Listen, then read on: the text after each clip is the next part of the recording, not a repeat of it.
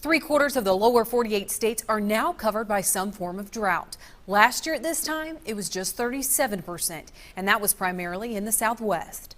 Here's the latest drought monitor. Overall, this week featured the expansion and intensification of dryness in large sections of the country. By state, 70% of Colorado is considered under extreme drought.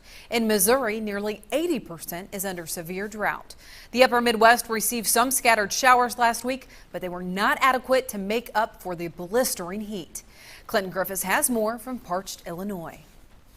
I caught up with Ken Ferry, our Farm Journal field agronomist. Ken, let's talk about the corn situation and how bad a shape are we in right now?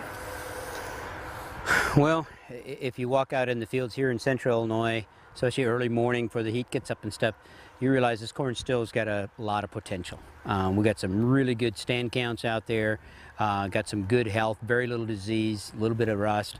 I mean, to look at it overall, you'd have to say there's a lot of yield potential out there yet. But we're in a tough spot, meaning that we're starting to pollinate our first corn, and we got anywhere from 3 to 6 leaves to go on the rest of it. So in the next 10 to 15 days, we'll be doing a lot of pollinating.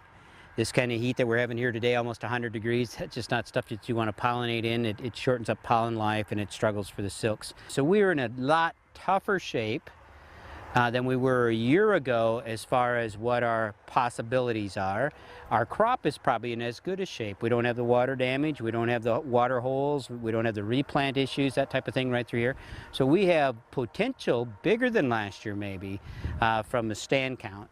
But from the water supply, boy, I think we have to start thinking in marketing and everything else as a farmer. We have to start thinking about more like what happened in '88. What were those yields in '88 when we just couldn't bring water in and we didn't have the groundwater to work with? We've had a lot of people talking about 1988. You've been doing this a long time. How is your recollection of the 2 years? Do you compare the two yet?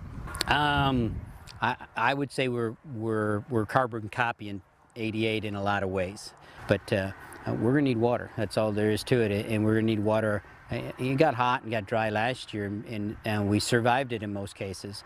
But this year, we don't have the opportunity to rely on ground reserves. Yeah, there's no reserves there. Ken, thanks for being here. Back to you, Tyne.